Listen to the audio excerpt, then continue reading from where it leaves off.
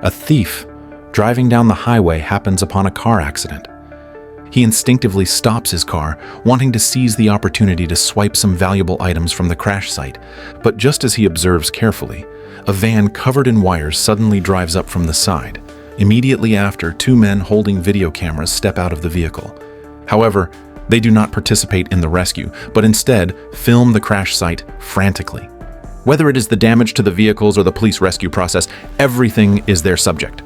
This cannot help but arouse Lewis's curiosity, because it is obvious that the two men filming are not reporters from a TV station. Could it be that there is money to be made in filming car accidents?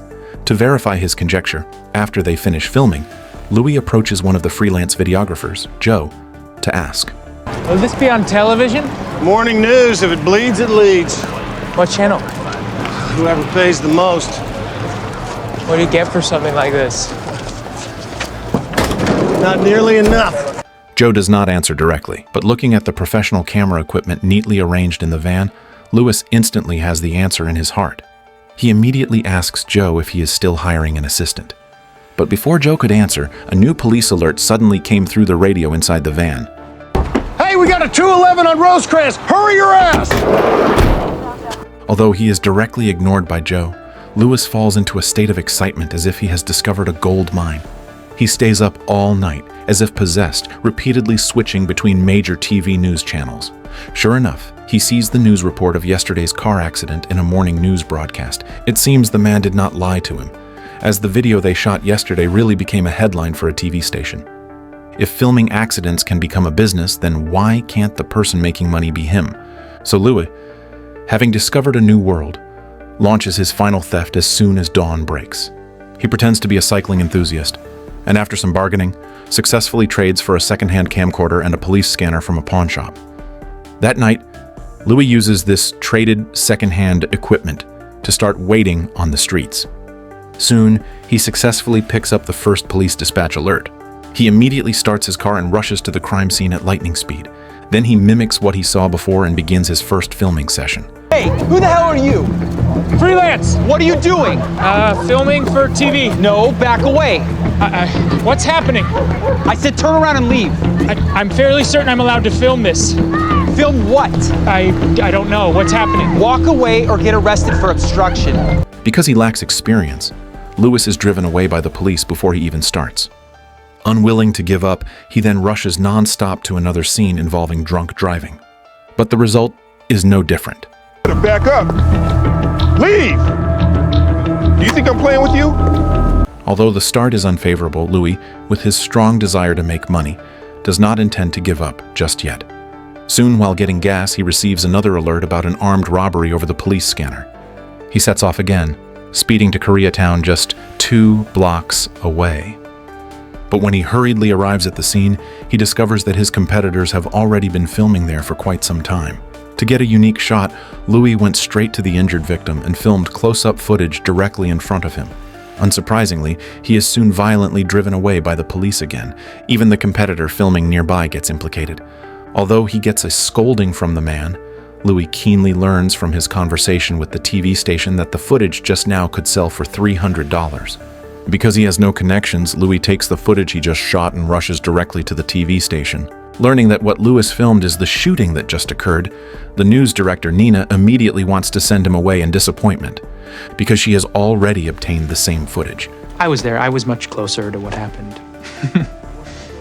Okay. Let's see it. With the thought of giving it a try, Nina eventually plays the recording filmed by Louis. What she did not expect is that Louis actually captured close-up shots of the victim. Obviously, these slightly bloody images are far more eye-catching than the other footage she just bought. Nina immediately decides to use it as the next day's top story. How much? I'm selling this particular piece for $1,000. Not even close. This late you have nowhere else to go. And the quality's for shit. I'll give you $250, that's the most I'll do. Well, let's get you paid. Just like that, Louis receives the first check of his life from Nina. More importantly, Nina also gives Louis more advice on filming. She tells Louis that viewers are most interested in crimes occurring in the suburbs because most people living there are wealthy, and for other accidents like car crashes, plane crashes, and fires, as long as the footage is bloody and impactful, they can still make the day's headlines. Back home, watching the video of the accident he filmed on the news. There is not a trace of happiness on Lewis's face. Because that video was captured completely by accident, he still has too much to learn. So, he downloads the video footage edited by the news station and then searches online for the Los Angeles Police Department radio codes. Because bloody events are the TV station's first choice. To improve efficiency, he spends a whole day reorganizing hundreds of codes according to the TV station's needs. But to get a piece of the pie in this fiercely competitive race, he still needs a navigator of his own. So, Lewis pretends to be the owner of a startup company, and after some temptation with benefits, successfully hires Rick, who happens to be homeless on the street, for $30 a day. After everything was ready, Lewis and Rick waited inside the car. But this wait lasts for a long 10 hours. It is not until the latter half of the night that they finally receive an alert for a fire.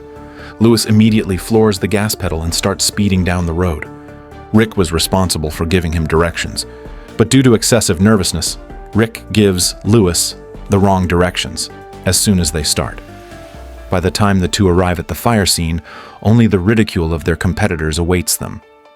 Unable to suppress his anger, Lewis immediately screams abuse at Rick. Fortunately, their luck is not too bad, as there is another shooting scene just 2 blocks away.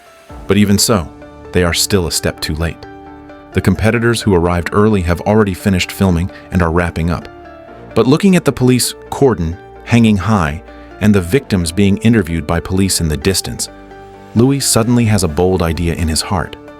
Subsequently, he takes advantage of the moment when no one is paying attention to quietly slip into the house. Although there are no bloody images inside, 2 bullet holes on the refrigerator instantly catch his attention. Faced with this rare opportunity, Louis hurriedly moves the photo of the victim's family next to the bullet holes.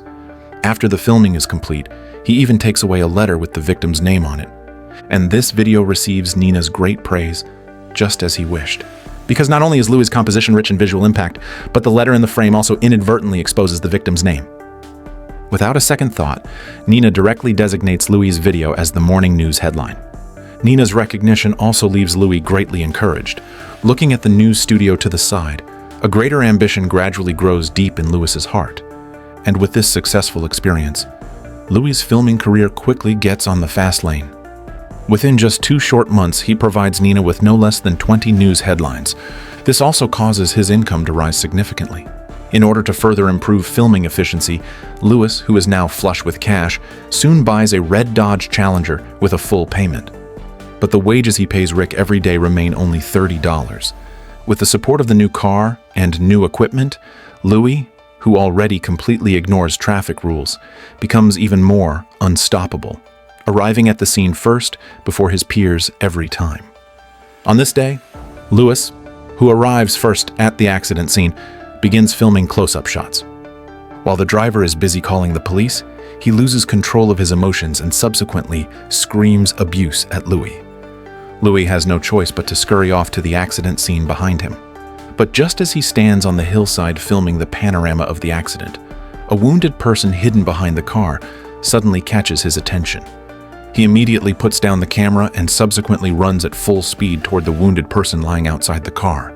But he does not perform emergency treatment on the wounded person. Instead, he drags the already injured and unconscious victim next to the severely damaged car.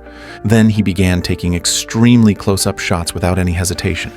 It is not until the police step in to stop him that he reluctantly leaves the scene. And this video not only wins him another large check, but also gives him the confidence to ask Nina out for dinner. Thanks, but I'm busy. Saturday's your night off, isn't it? I have a rule, Lou. I don't date people I work with. And I'm twice your age. I like older women. And I don't want to that up. What if by saying no, you it up? Although reluctant, facing her most important news source, Nina eventually has to agree. But when he walks out of the TV station beaming with triumph, Joe, who has been waiting for a long time, stops him.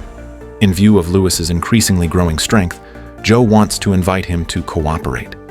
For this purpose, he has already purchased a new news van. As long as Louis agrees, he will not only provide vehicle equipment to Louis for free, but will also split the territory with him, each monitoring half of the city's area. This way, the two will not miss other cases for the sake of one hotspot, thereby quickly monopolizing the news filming market. And the final income will be a 50-50 split. Although Joe's conditions are very generous, at this time, Lewis's ego has already swelled.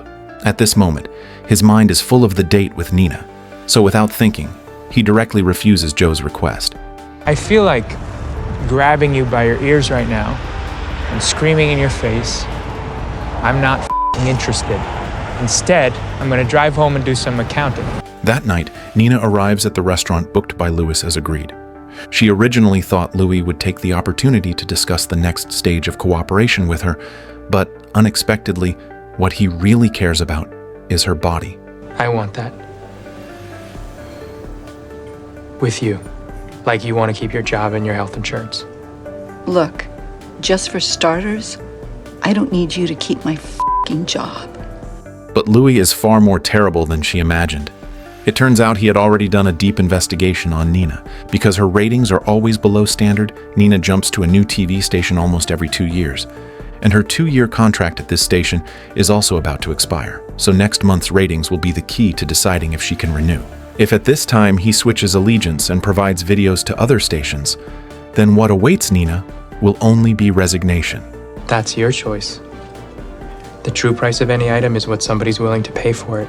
You want something, and I want you. Facing the devil's threat, even though she is helpless, Nina can only let him manipulate her. But Louis's good days do not last long.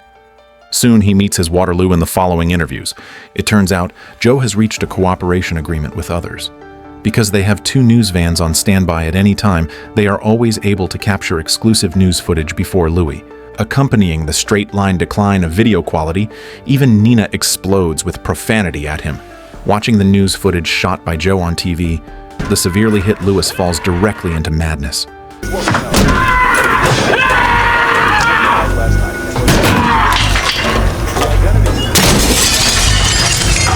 So the unwilling to fail Louis quietly sneaks into Joe's yard, installs a tracker under Joe's van, and tampers with the van's brakes. That night, Louis acts uncharacteristically. He does not rush to a robbery scene based on Rick's guidance, but instead skips the nearby target for a distant one, specifically driving toward a car accident that just happened. Seeing the accident vehicle, Rick instantly widens his eyes in shock, because the vehicle involved in the accident is exactly Joe's van. But Louis has a calm face, as this was a result within his expectations all along. He comes to the accident scene expressionless, then aims the lens at the injured Joe. After taking out the competitor, they soon receive a home invasion robbery alert from the radio again. Louis quickly turns around, actually arriving at the scene first before the police. He lets Rick wait in the car for support, while he himself holds the camera and runs at full speed toward the mansion at the end of the road.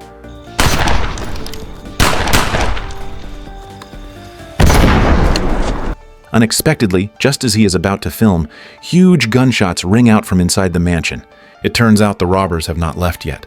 Watching the robbers about to exit, the alert Louis hurriedly jumps into the bushes to the side. Just like that, hiding in the dark, he not only films the robbers' appearance, but also clearly captures their car's license plate number.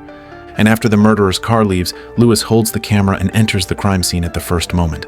Unexpectedly, before even entering the door, he discovers the murder weapon.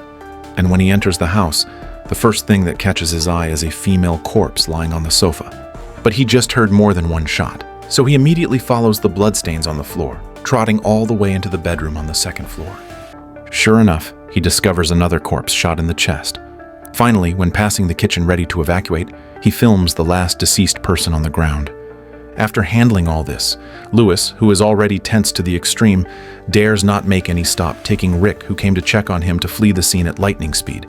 And it is not until the two are sitting in the car returning the way they came that the police, having received the report, unhurriedly arrive at the scene. As soon as the car reaches a main road, Louis stops immediately, standing by the road to re-edit the video he just shot. He deliberately cuts out the clip of the robbers getting into the car, then rushes to Nina's TV station overnight with the video. Upon seeing the video, Nina feels as if she has instantly found her lifeline. The bloody scene actually makes her blood pump with excitement, because once scenes like this are aired, the ratings will definitely go through the roof. Despite violating professional ethics, Nina, bent on saving her job, forcibly designates it as the headline for the next day's news. Unexpectedly, Louis demands an exorbitant price this time, quoting her a sky-high figure of $100,000. But such a price already far exceeds the TV station's budget for the entire month. After some haggling, Louis drops the price to $15,000, but Nina can only max out at $10,000. So Louis stops pestering her and walks out of the studio without looking back, because he knows that Nina will eventually cave. And once Nina compromises with him, the price she has to pay will be far more than just $15,000. From here on, starting now, I want my work to be credited by the anchors and on a burn. The name of my company is Video Production News, a professional news gathering service. That's how it should be read and that's how it should be said. I also want to go to the next rung and meet your team, and the station manager and the director and the anchors, and start developing my own personal relationships. I'd like to start meeting them this morning. You'll take me around, you'll introduce me as the owner and president of Video Production News and remind them of some of my many other stories.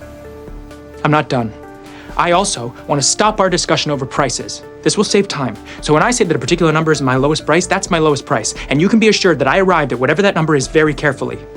Now, when I say that I want these things, I mean that I want them, and I don't want to have to ask again. And the last thing that I want, Nina, is for you to do the things that I ask you to do when we're alone together in your apartment. Not like the last time. Louis's words instantly leave Nina speechless with shock. She immediately introduces Louis to all her colleagues at the TV station, and she specifically includes an introduction of him in the live broadcast. This pleases Louis greatly. But due to the exposure of the footage source, 2 police officers show up at his door as soon as he returns home. And this is all entirely within his expectations. His statement aligns perfectly with the explanation in the news broadcast. He absolutely did not film any footage regarding the robbers. But as soon as the police leave, he immediately extracts the appearance of the robbers and their car's license plate number from the video playback. Subsequently, by searching the license plate, he effortlessly finds the robbers' real address. That night, he takes Rick to find the robber's car near the address and parks nearby to begin surveillance. So we're gonna call it in? We're gonna wait. For what? First, we want to see if he's actually inside, and then we want to find a more interesting place to film the arrest. Like where? Anywhere we want. What we're going to do is we're going to wait, and then we're going to follow him.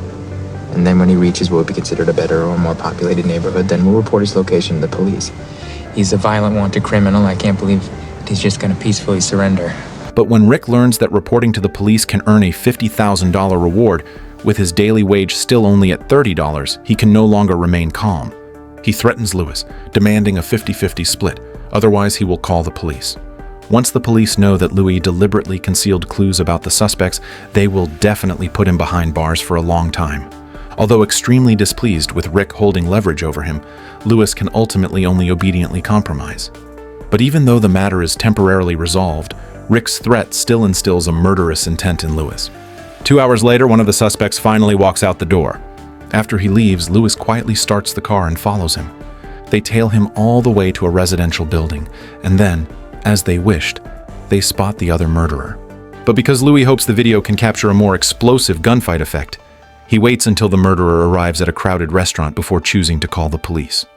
To maximize the video effect as much as possible, this time he prepares to use a dual camera setup for simultaneous filming, so he deliberately places Rick directly opposite the more dangerous restaurant, while he sets up a camera inside the car to film close-ups of the murderer.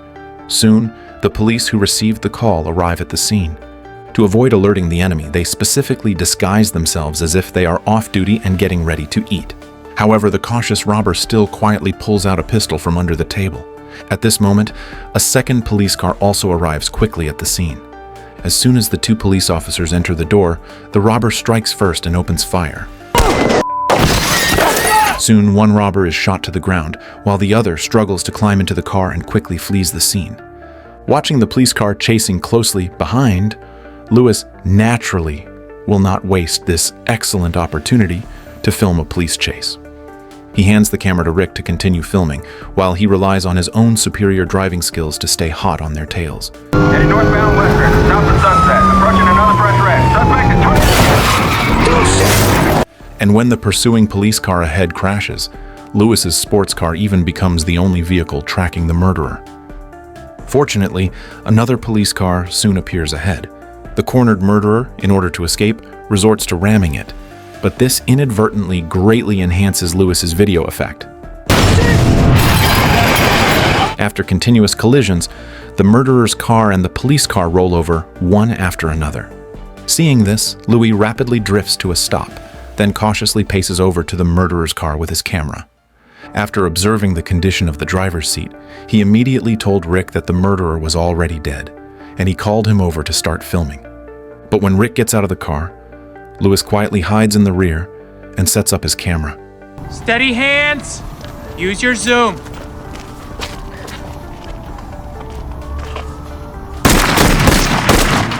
It turns out the murderer is not dead at all.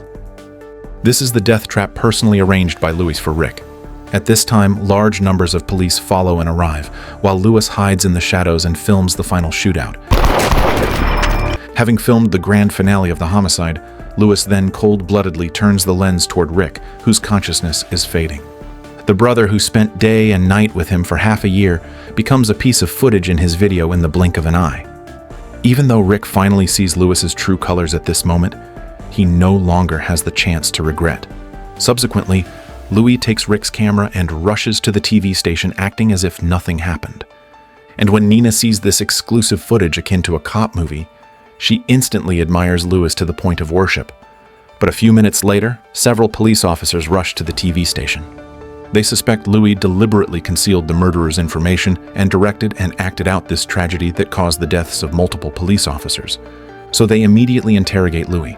But Louis is unusually calm. Even if he is despicable and shameless, full of lies, so what? The police have absolutely no evidence. Just as he predicted, early the next morning, he walks out of the police station nonchalantly. And from then on, he completely embarks on life's fast lane. 2 months later, Lewis uses the accumulated funds to establish his own fleet. And this time, he no longer needs to risk his life personally. The despicable thief of the past has completely finished his magnificent transformation.